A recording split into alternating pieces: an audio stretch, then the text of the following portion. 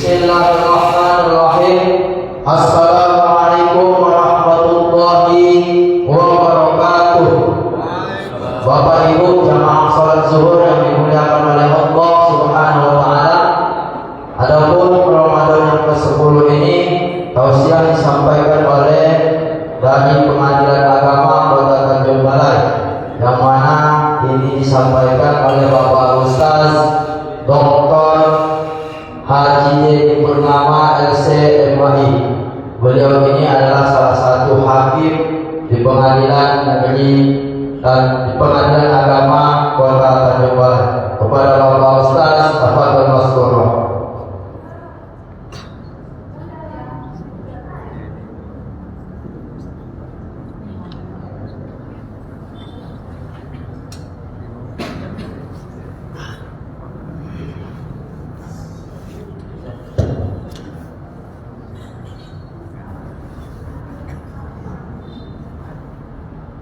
A'udzubillahi minasyaitonirrajim. Bismillahirrahmanirrahim. Assalamualaikum warahmatullahi wabarakatuh.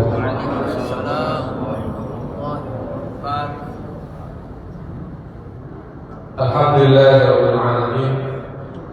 Alhamdulillahilladzi alafa baina qulubina fa asbahna bi ni'matihi ikhwana. Asyhadu an la ilaha illallah wa asyhadu anna Muhammadan abduhu wa rasuluh. Allahumma salli ala sayyidina Muhammadin wa ala alihi wa sahbihi ajma'in. Amma ba'du. Bapak, Ibu, hadirin sekalian jamaah rahimahumullah. Tiada terkira puji dan syukur senantiasa kita panjatkan pada Allah Subhanahu wa taala,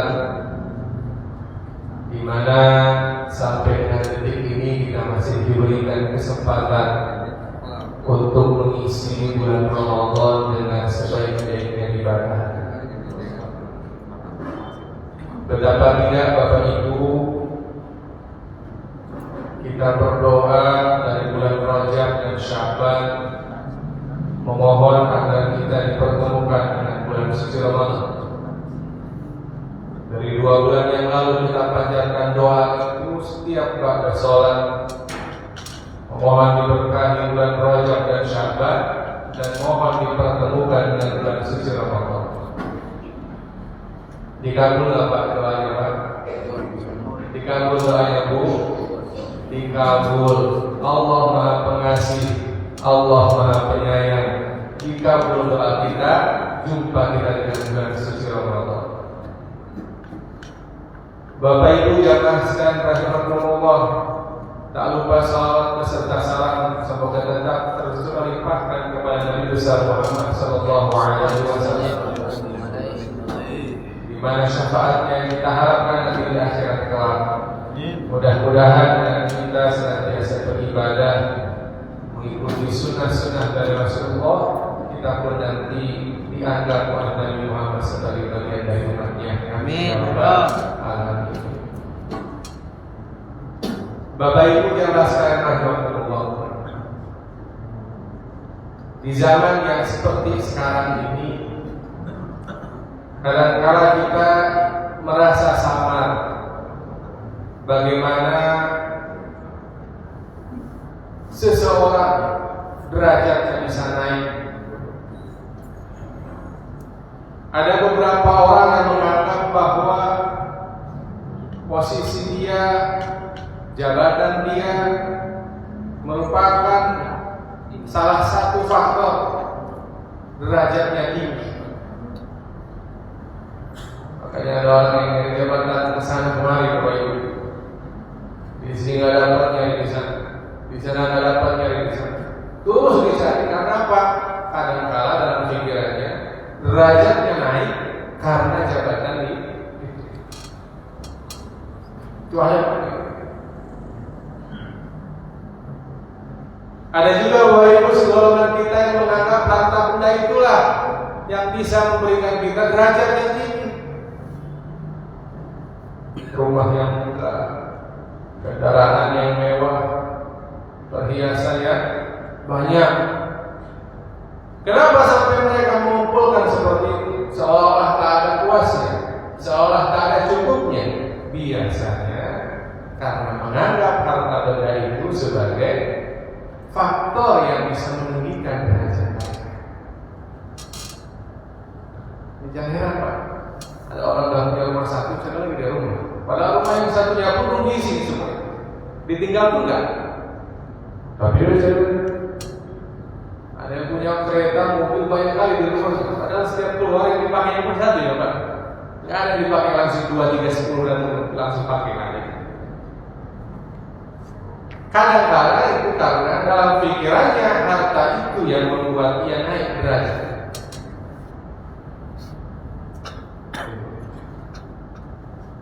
Lalu tentu kita sebagai seorang muslim dan mukmin tidak hanya dari materinya saja derajat itu. Bagi kita seorang muslim dan mukmin tentu di hadapan manusia tidak seberapa dibandingkan di hadapan Allah Subhanahu wa taala. Derajat di hadapan Allah lah yang lebih penting. Adapun penghormatan di depan manusia, kalaulah dapat itu bonus saja. Kalau belum dapat, maka yang penting di hadapan Allah tetap terhormat. Itu salah. Makanya orang-orang para sahabat, orang-orang soleh dulu Bapak Ibu, mereka sering dinamakan, diistilahkan dengan sebutan al-akhya, al-akhya, orang-orang yang bertakwa tapi menyembunyikan ketakwaan. Itu Pak. Bahkan mereka nggak tahu sekitarnya itu kalau itu orang yang soleh. Nggak nampak biasa saja.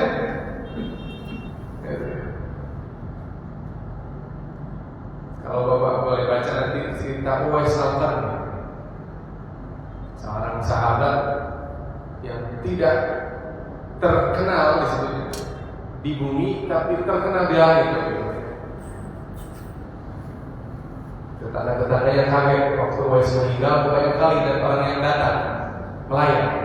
Ternyata para malaikat yang lain, tak orang mana, katanya ini dari mana, pokoknya yang lain. Padahal para masyarakat sekitarnya tahu yang biasa aja, tapi karena tetap menunjukkan derajat di sisi Allah, maka yang terjadi seperti ini. Bapak Ibu sekalian dirahmati Allah, dalam sebuah ayat Allah SWT berfirman, "A'udzubillahi minasyaitonir rajim. Bismillahirrahmanirrahim.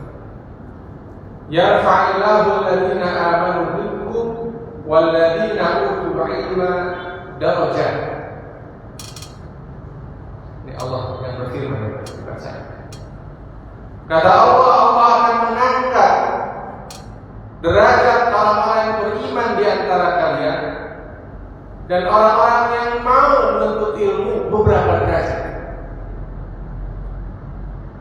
Coba. Kalau kita lihat tampil ayat itu, ternyata Allah hanya mengambil dua sisi saja, dua faktor saja bagaimana seseorang bisa naik derajatnya di hadapan Allah SWT. Apa yang pertama Pak? Walladzina amanu minkum, orang-orang yang beriman kepada Allah Subhanahu wa taala. Jadi dengan keimanan Bapak Ibu, itu Allah akan angkat derajatnya. Semakin banyak, semakin kualitas iman kita naik, semakin naik pula derajat kita di hadapan Allah SWT. Yakin. Karena dalam ayat yang lain disebutkan apa? Inna akramakum indallahi atqakum. Orang yang paling mulia di hadapan Allah adalah orang yang paling bertakwa. Jadi bukan tentang harta benda, bukan tentang jabatan dan yang lain sebagainya, tapi tentang keimanan dan ketakwaan kepada Allah SWT. Itu yang pertama Bapak Ibu, yang bisa naikkan derajat kita. Mau Pak naik derajat? Mau Bu naik derajat ya Bu? Tiada. Harapan cita-cita kita Pak, yang sesungguhnya kecuali kita mendapatkan tempat yang layak di sisi Allah SWT.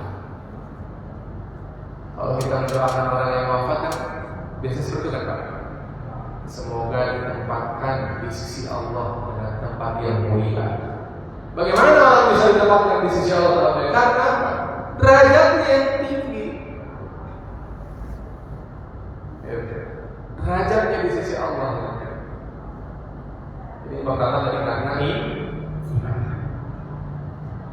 Yang kedua karena ilmu.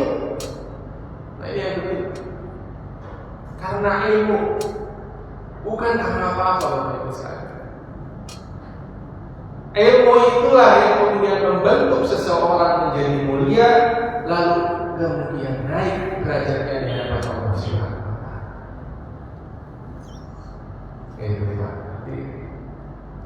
Ini yang kadang-kadang dilupakan. Ilmu itu seolah-olah hanya sekedar mencari gelar, tidak.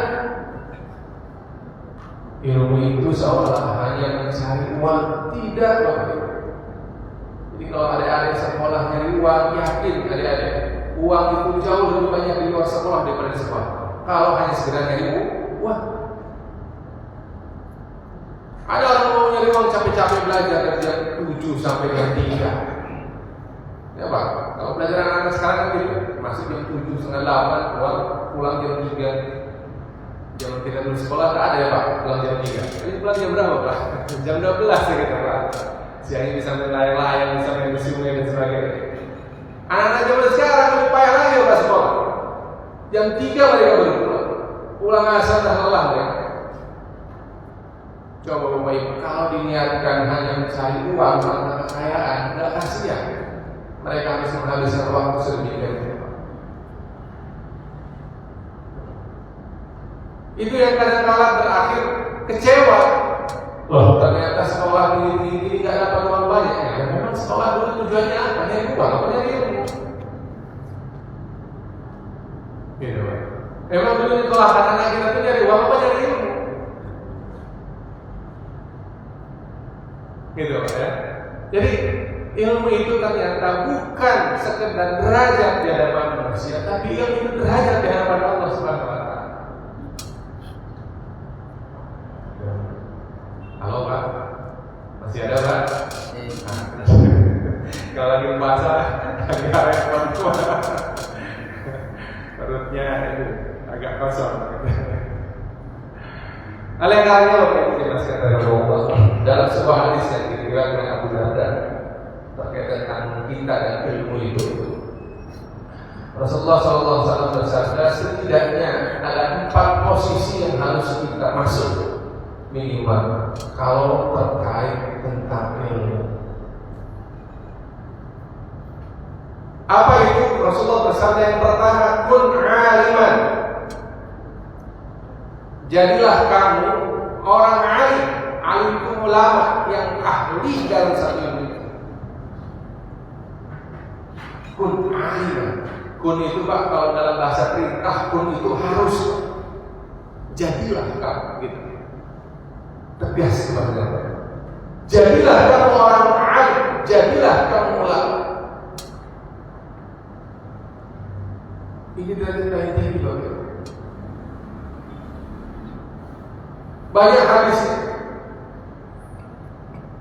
Dalam hadisnya dikatakan oleh Rasulullah, beliau bersabda, fadlul alim 'ala al-'abid ka fadlil qamari 'ala sa'iril kawakib. Keutamaan orang berilmu, Pak, keutamaan ulama dibanding ahli ibadah, Bapak lihat, ahli ibadah, Pak. Keutamaan ulama dibanding ahli ibadah itu ibarat keutamaan bulan dibandingkan dengan bintang-bintang. Mana yang lebih terang? Cahaya Pak? Bulan. Yang lebih terang itu bulan. Wah, subhanallah. Ini betapa ulama ini harus kita raih. Kalau kita mungkin punya keterbatasan waktu, anak keturunan kita yakinkan mereka mau jadi ulama. Ya kadang-kadang balik ke kita juga sih Pak. Kadang pikiran kita kalau jadi ulama dapat berapa jadi anak kita, tidak? Ya Pak. Anak dimasukkan sekolah agama nih. Nanti dapat berapa uangnya? Kerja di mana dia? Gitu yang sering kali dalam ini banyak orang gitu. Akhirnya ya anak itu nggak ada yang kemudian disiapkan jadi ulama. Jadi kadang-kala jadi ulama itu faktor kebetulan, nggak ada direncanakan, nggak lulus sana sini, nggak lulus di sekolah lah agama dia. Nah, itu pula yang kadang-kala kita khawatirkan. Bapak Ibu jamaah sekalian, ulama itu Pak, subhanallah, kalaulah kita umat ini hilang ulama, tak ada ulama, mau kemana kita bertanya kalau ada masalah? Mau kemana kita dibimbing Bapak Ibu kehidupan agama kita kalau tak ada ulama?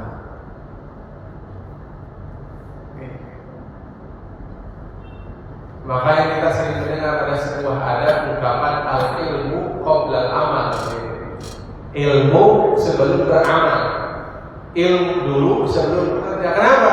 Karena kalau orang bekerja tanpa ilmu, biasanya mudaratnya jauh lebih besar dibanding manfaatnya. Bapak Ibu pernah lihat orang yang bolong kulkas atau bolong elektronik? Tak punya ilmunya Pak, kita bongkar karena jualan elektronik itu. Kira-kira rusaknya berkurang apa nambah yang rusaknya Pak? Kadang-kadang yang nambah rusaknya. Mobil itu Pak, kita nggak tahu ilmunya, kita bongkar aja mobil itu. Bongkar sini, bongkar sana, bongkar sini, bongkar sana. Nggak ada kita ilmunya punya. Apa yang terjadi? Bisa bongkar, nggak bisa pasang. Akhirnya yang rusaknya lebih banyak. Itu orang yang beramal, bekerja tanpa ilmu kayak gitu. Ibadah kita pun sama. Sebelum kita beribadah, sebelum kita puasa, yang harus kita pastikan itu punya ilmu tentang puasa. Agar apa? Biar puasa kita nggak rusak. Biar puasa kita betul-betul sesuai sahnya, syarat sahnya dan rukunnya. Sholat juga sama. Bukan asal sholat begitu saja. Yang penting tahan yang puasa, makan nggak minum. Nggak sekedar itu, Pak. Bekerja itu harus didahului dengan ilmu. Maka yang pertama kata Rasul, kun aliman, jadilah kamu ulama.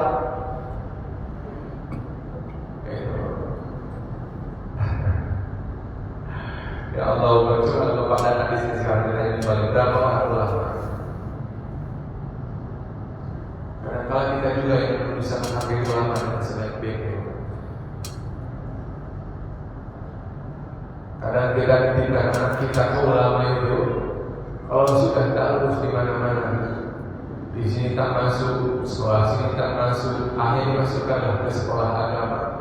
Sisa, bukan memang pilihan dari awal. Betul Pak? Kadang-kadang Bapak Ibu sekalian kalau guru agama beda dengan bimbel-bimbel yang ada. Kalau bimbingan belajar kesana kemari tak ada kita nawar-nawar biaya Bapak Ibu. Berapa Pak biaya bimbel matematika hasilnya segini Pak, sebulan mahal berapa? Aku tanya, yang penting anak kita pandai matematika, masuk uangnya sudah ada. Tapi kalau ke guru ngaji, ke guru lama, kadang-kadang kita nanya pun agak mahal lah, nawar juga. Bisa segini Ustaz, segini. Kadang-kadang kita juga yang kurang bisa menghormati dan menghargai. Ini kisah sedih Pak, mungkin saya dapat dari grup WA sekarang kita. Ada guru ngaji Pak, guru tahfiz, itu Pak. Dia kesulitan keluarganya, ternyata ada kawan yang menjaga anjing di rumah orang. Justru gajinya lebih besar dibanding guru ngaji tadi. Akhirnya guru ngaji tadi meninggalkan pekerjaannya dan ikut kawannya menjaga anjing. Karena memang penghasilannya lebih besar. Miris sama. Guru ngaji hafiz Quran. Memang hafiz Quran itu nggak pakai ilmu, pakai, nggak pakai usaha, pakai, Pak. Nggak pakai tenaga, pakai. Bapak tanya yang hafiz Quran itu berapa waktu dia harus korbankan dia hafal surah Al-Quran? Berapa dia yang harus dikeluarkan dia hafal Al-Quran?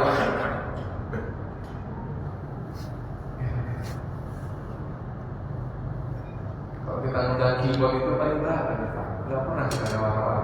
Ya Pak. Atau waktu musik di sini apa?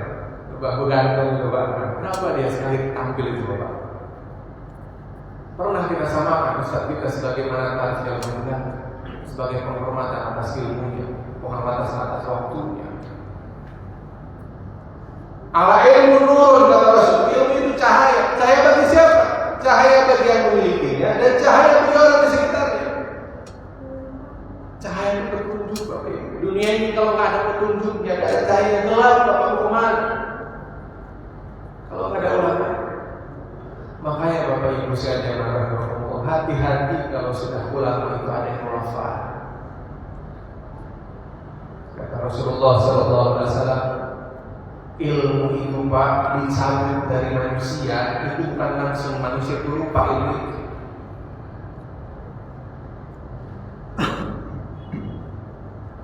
Tapi apa? Ilmu dicabut dari manusia itu apa? Diqabdil ulama, dengan mewafatkan para ulama. Maka harus bersedih Pak kalau ada ulama meninggal. Kenapa? Karena tidak hanya jasadnya yang meninggal, tapi ilmu yang ada di kepalanya pun hilang. Mungkin bapak dulu punya guru-guru yang lama, misalnya ustaz-ustaz lama, dia jago, dia faham, jago ahli, bagi-bagi oleh udah nggak ada orang yang wafat, ada lagi yang tak bisa. Saya dulu punya guru itu, falaknya memang nggak tergantikan bagi ulama itu.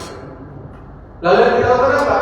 Mengkader ulama terus-menerus. Siapa yang menjadi ulama? Anak-anak kita pastikan jadi ulama. Yang mengaji di masjid ini pastikan jadi ulama. Kalau masalah dunia ikut Pak. Betul. Kalau orang sudah ahli agama, dia fokus pada akhirat, dunia ini akan menang.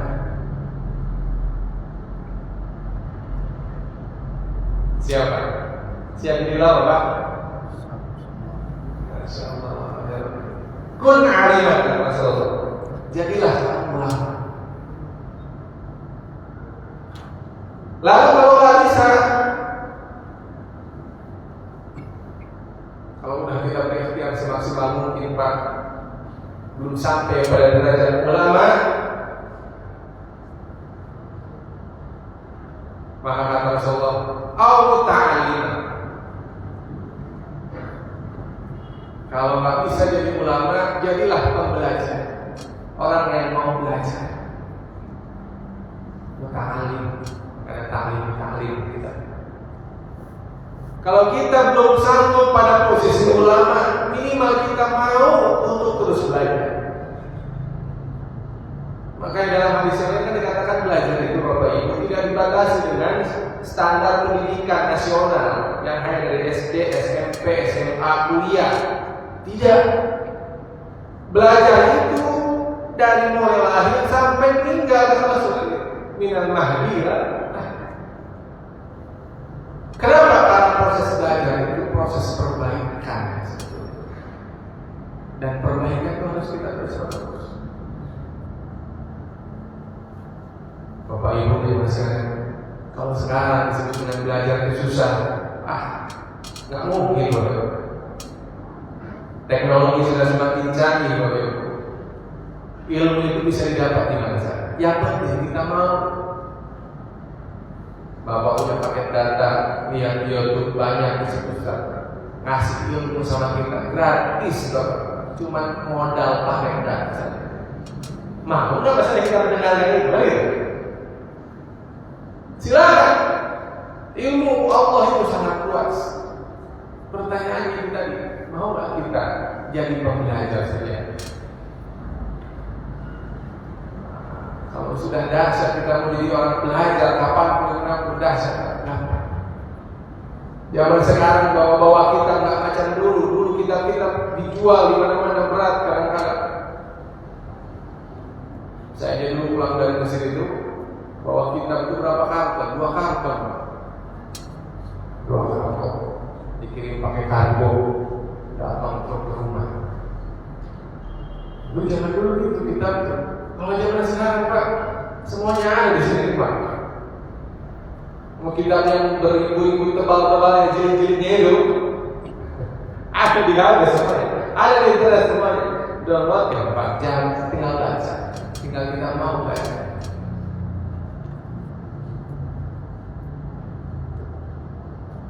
Jadi yang kedua, Bapak Ibu sekalian, kalau tidak sanggup posisi alim ulama, kita yang kedua ambil posisi sebagai pembelajar Allah Ta'ala.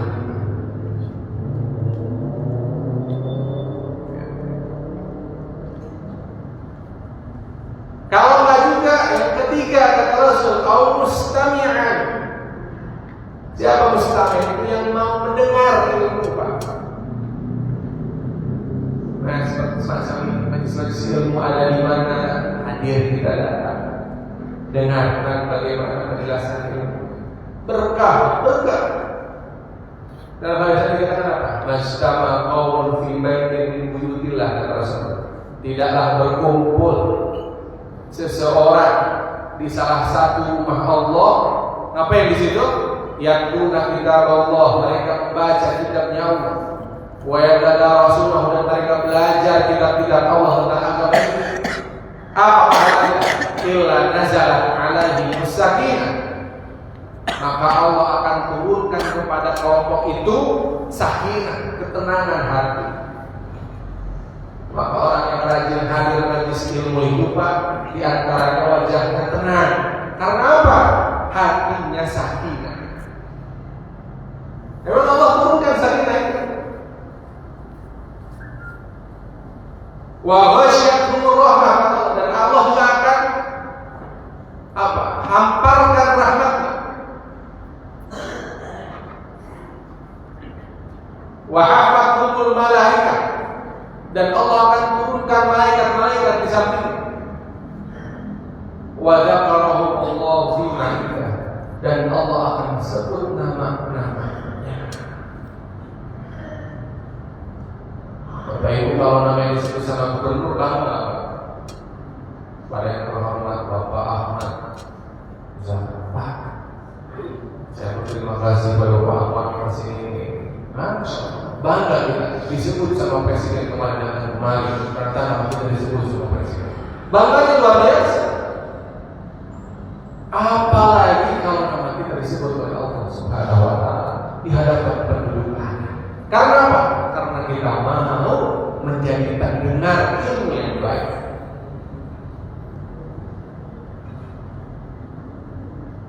Pak, apa Pak? Masih dengar Pak? Kan jadi pendengar, Pak, au mustami'an. Yang ketiga itu Pak, au mustami'an. Yang keempat, nggak mau jadi, belum sanggup jadi ulama, belum sanggup jadi pembelajar, belum siap jadi pendengar. Yang keempat kata Rasul, au muhibban, atau pecinta ilmu dan ulama. Ustaz, gak ada waktunya saya untuk belajar. Saya cuma bisa nyiapkan air minum kalau ada yang sedang najis taklim. Boleh, tak apa-apa. Itu tanda kalau dia masih cinta dengan ilmu dan ulama. Ustaz, saya masih sibuk bekerja di sana kemari, belum ada waktu bisa duduk mendengar. Silahkan, saya cuma bisa bersihkan tempat najis taklimnya. Boleh, boleh.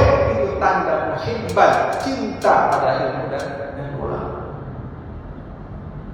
Ustaz, saya cuma bisa rapihkan sandal-sandal salawatnya saya yang ngaji itu, tapi dengannya belum bisa, saya harus pergi ke sana. Boleh, sederhana, tapi itu menunjukkan rasa cinta kepada ilmu dan ulama.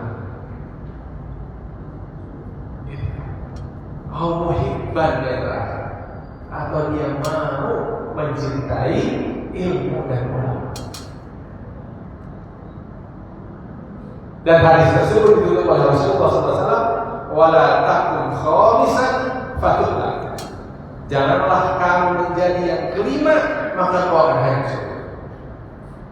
Kelima itu apa? Kelima itu artinya dia nggak mau jadi ulama, dia juga nggak mau belajar, dia nggak mau dengar, dia juga bukan mencintai ulama, tapi malah membenci ulama. Kata Rasul, fatutlah, orang itu akan hancur.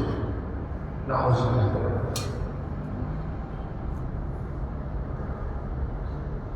Jadi Bapak Ibu jamaah sekalian rahimahullah, dalam kesempatan ini kita sama-sama mengingat kembali tentang keutamaan ilmu. Mudah-mudahan dengan ini kita bersemangat mencari ilmu. Alhamdulillah kalau tidak jadi ulama dari masjid, mengkaderkan ulama sebaik-baiknya, jadi tokoh masyarakat, panutan semua umat. Subhanallah Pak, berarti umat ini insya Allah tidak ada kesalahan. Di sisi lain kita pun mencoba menghormati ulama yang ada hari ini, penghormatan yang tinggi, tidak hanya sekedar materi, tapi juga penghormatan terhadap ilmunya, penghormatan terhadap arahan-arahannya. Miris Bapak Ibu yang di Bandung kejadian ada ulama mengenalkan anak muda yang nongkrong tengah malam, bukan dihiraukan malah ketawa berdiri Pak. Miris Pak, ulama seperti itu dinilai oleh anak-anak. Padahal mereka tidak ada apa-apanya yang menjadi banyak ulama. Oleh karena itu kita semua berdoa, mudah-mudahan Allah panjangkan umur ulama-ulama kita. Amin ya rabbal alamin. Itu mungkin yang bisa saya sampaikan Bapak Ibu. Mohon maaf atas segala kekurangan. Billahi taufiq wal hidayah. Wassalamualaikum warahmatullahi wabarakatuh.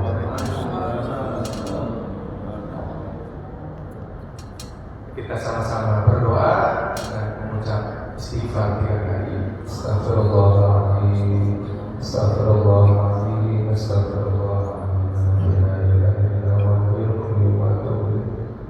wa a'udzu billahi minasyaitonir rajim. Bismillahirrahmanirrahim. Alhamdulillahi rabbil alamin wassalatu wassalamu ala asyrafil anbiya'i wal mursalin wa ala alihi wa sahbihi ajma'in. Amin ya rabbal alamin. Hamdan na'imin, hamdan syakirin, hamdan yuafi ni'amahu wa yuafi mazidah. Ya Rabbana lakal hamdu kama yanbaghi li jalali wajhika al-karim wa 'azimi sultanik. Rabbana taqabbal minna innaka antas samiul 'alim wa tub 'alaina innaka antat tawwabur rahim. Rabbana ighfir lana wa liwalidina warhamhum kama rabbawna shighara. Rabbana zalamna anfusana wa in lam taghfir lana wa tarhamna lanakunanna minal khasirin. Rabbana zidna 'ilman nafi'an warzuqna fahman wasi'an wa 'amalan mutaqabbalan wa rizqan halalan thayyiban. Allahumma anfa'na bima 'allamtana wa 'allimna ma yanfa'una. Allahumma inna nas'aluka ridhaka wal jannah wa na'udzu bika min sakhatika wan nar. Allahumma innaka 'afuwwun karim tuhibbul 'afwa fa'fu 'anna ya karim. Allahumma alif baina qulubina wa aslih dhata bainina. Rabbana hab lana min azwajina wa dhurriyyatina qurrata a'yun waj'alna lil muttaqina imama. Rabbana atina fid dunya hasanah wa fil akhirati hasanah wa qina 'adzabannar. Bi subhana rabbika rabbil izzati 'amma yasifun wa salamun